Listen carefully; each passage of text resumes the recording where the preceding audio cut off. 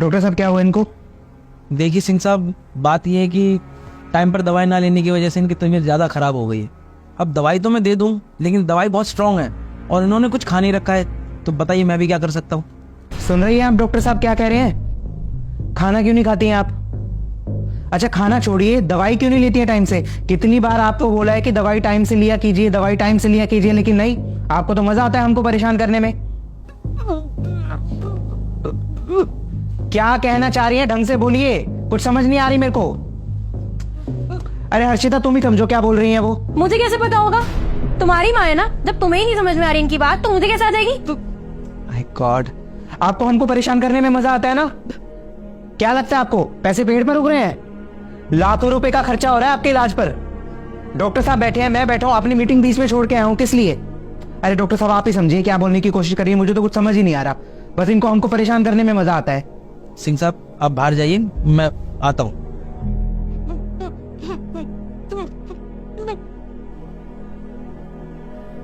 माता जी एक बात बताइए। पता नहीं यार, परेशान कर दिया इन्होंने, समझ नहीं आ रहा हो। तुम्हारा तो फिर भी ठीक है, तुम तो ऑफिस चले जाते हो, पीछे से झेलना तो मुझे पड़ता है ना।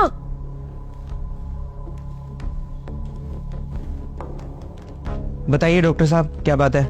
देखिए सिंह साहब, आपकी माता जी का बचना बहुत मुश्किल है। कैसी बात कर रहे हैं डॉक्टर साहब? ऐसा तो कुछ हुआ भी नहीं है। बात दरअसल ये है कि उनके इलाज के लिए जो चीज चाहिए उसका मिलना बहुत मुश्किल है। आप मुझे बताइए क्या चाहिए, कौन सा ऑर्गन चाहिए, कौन सा ब्लड ग्रुप चाहिए, क्या चाहिए? आप बस मुझे बताइए, कितने पैसे लगेंगे वो बताइए आप मुझे, मैं कहीं से भी लाके दूंगा। मुझे मालूम है सिंह साहब कि ये सब चीजें तो आप ले आएंगे, पर उन्हें जो चाहिए वो कहीं बाहर नहीं मिलती, आप लोगों के पास ही है। डॉक्टर साहब आप पहलियां बुझाना बंद कीजिए, सीधे सीधे बताइए ना कि इन्हें हुआ क्या है। मैं ये कहना चाहता हूँ कि आप लोग इतने बड़े हो गए हैं कि अपनी माँ को भी डांट देते हैं। देखा मैंने अभी किस तरह से बर्ताव करते हैं आप अपनी माता जी के साथ। इन बूढ़े माँ बाप को ना हम लोगों का ये बड़ा घर, बड़ी गाड़ियां, ये पैसे, ये सब नहीं चाहिए। आप उनको डांट कर बोलते हैं कि खाना खा लो। अरे सिंह साहब एक बार उनसे प्यार से बात करके तो देखिए। अगर आप उन्हें प्यार से कहेंगे ना कि जहर खा लो, तो वो माँ अपने बच्चे की खुशी के लिए वो भी खाने को तैयार हो जाएगी। सिंह साहब आजकल की जनरेशन ना बहुत एडवांस हो गई है। वो बच्चा जो पैसे का रौब दिखा रहा है, वो ये क्यों भूल जाता है कि उसे इतना कमाने लायक बनाया किसने? अरे इन बूढ़े माँ बाप ने अपनी सारी जिंदगी लगा दी आप लोगों को पढ़ाने में, इतना बड़ा बनाने में, और अब आप लोग उन्हें पैसे का रौब दिखाते हैं। और आप क्या कह रहे थे सिंह साहब कि उनकी बातें आपको समझ नहीं आ रही थी, वो बेचारी बीमारी के कारण तुतला रही थी, तो आप बहुत गुस्सा कर रहे थे। शायद भूल गए सिंह साहब कि जब आप छोटे थे ना और अपनी तोतली जुबान से जो भी कुछ मांगते थे, जो भी कुछ बोलते थे, वो माँ सबसे पहले समझती थी। उसे ये पता होता था कि मेरे बच्चे को कब भूख लगी है, कब उसे दर्द हुआ है, कब वो बीमार है। अरे सिंह साहब बच्चे ये बात कैसे भूल जाते हैं कि जब आप छोटे थे ना, जब बिस्तर गीला कर देते थे तो वो माँ खुद गीले में सोकर तुम्हें सूखे में सुलाती थी।